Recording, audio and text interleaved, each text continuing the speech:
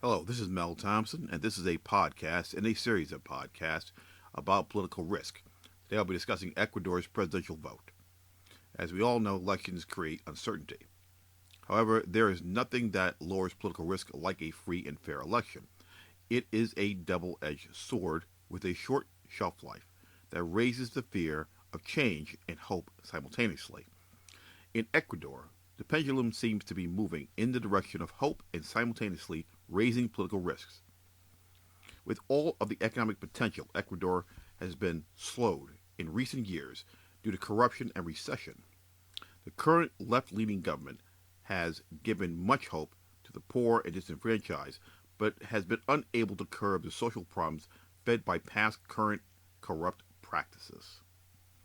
Now it appears that the possibility that is out there every time the word change occurs in the mind of anybody, and this always happens during elections, the possibility of that change may take us in a direction, and that particular direction that we thought was going to occur in Ecuador may not after all. The polls have indicated that the race for president may in fact keep the policies of the left in place and not further raise political risks of uncertainty by electing a right leaning candidate. This is not a political statement of support on my part, one way or another. It is a statement that is consistent with the definition of a political risk, which can occur due to action or inaction.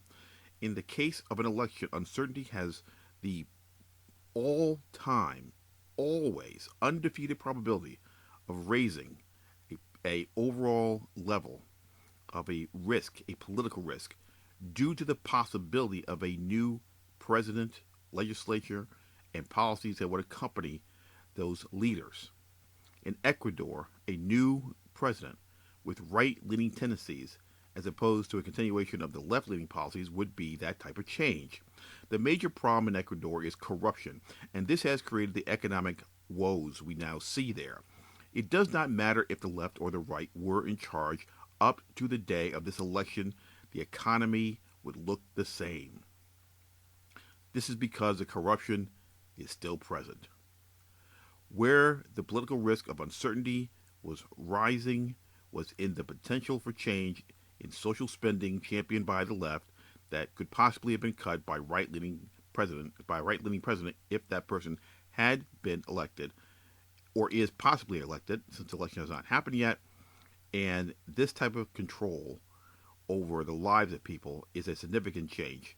And that level of change raises the political risk for many people looking to invest in Ecuador, work there, and most importantly, live there.